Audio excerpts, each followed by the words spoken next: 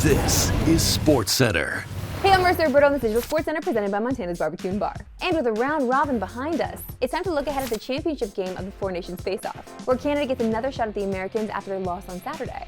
And don't be surprised if we see a different result Thursday night, because everything seems to be coming together for Canada at the perfect time. For one, John Cooper seems to have found the line combinations that have unlocked the Canadian offense. Against Finland, the new top line of Connor McDavid, Braden Point, and Mark Stone scored twice. And the second line of Sam Reinhart, Sidney Crosby, and Nathan MacKinnon combined for a ridiculous 7 points. The Canadians also got good injury news, as star defenseman Cale Makar returned to the lineup, and his presence is possibly the X factor for this team.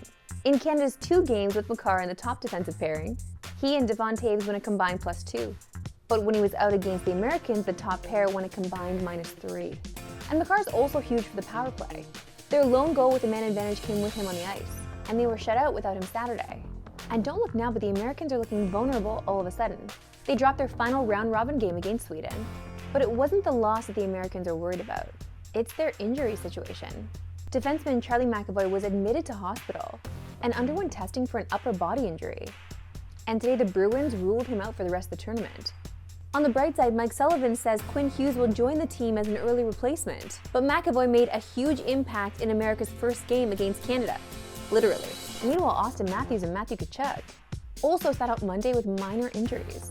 And both Vincent Trocheck and Brady Tkachuk got banged up during the game, with Brady's injury limiting him to 2 minutes of ice time. All of these injuries forced the Americans to start yesterday's game without a full roster.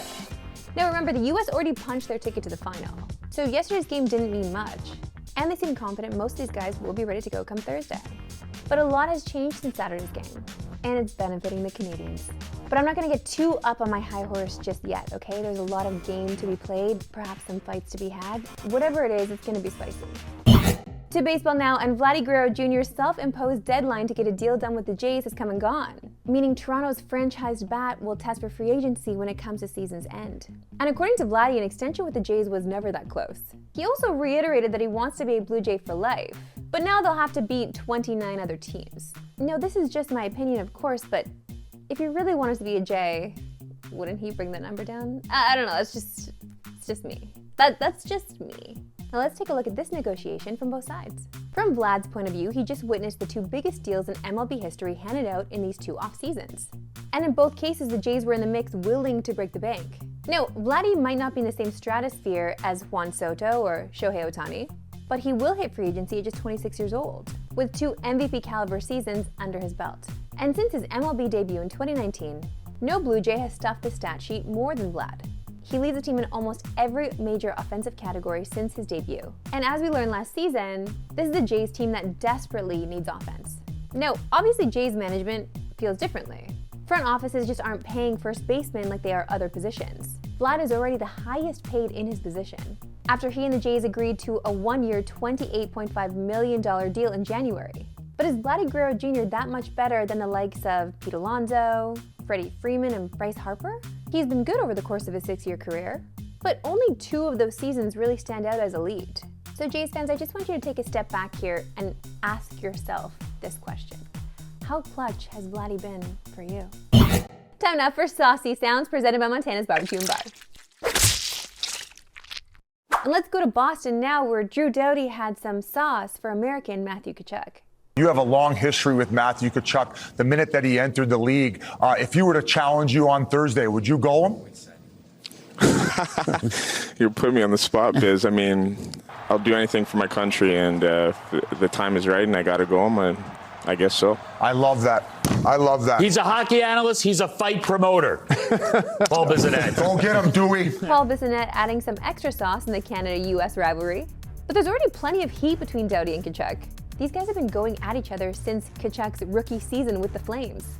Doughty has said he has no respect for Tkachuk, that he's a dirty player, and he might be the most hated player in the NHL. These 2 have never officially dropped the gloves, but could we see it Thursday in the Four Nations Face-Off final? One can only hope. As a simple spectator, one can only hope. Time now for my favorite segment on yours, Why We Love Sports Today. Why we love sports today. And we love when parents do whatever it takes to help their child succeed in sports, even when it means putting their bodies on the line. Dad. Please, Dad. Do you trust him? No. Go read. Hi, I'm really felt that I could trust him.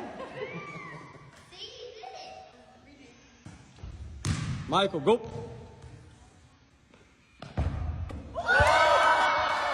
Luis, I missed the moment I trusted him. Go. How do we implement this in our office life? I don't know. I want to trust my coworkers like this. No, I wouldn't trust Jesse Pollock, but yeah, I want to trust others, you know? Other parents make big financial sacrifices to help get their kids to the top. And some of those costs are a surprise. Go.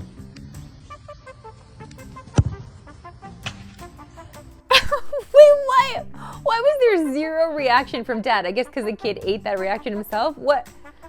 Was that his house? Or was that the neighbors? That's it for me today. We'll see you right back in tomorrow, Tuesday. No Pacific. Have a good one.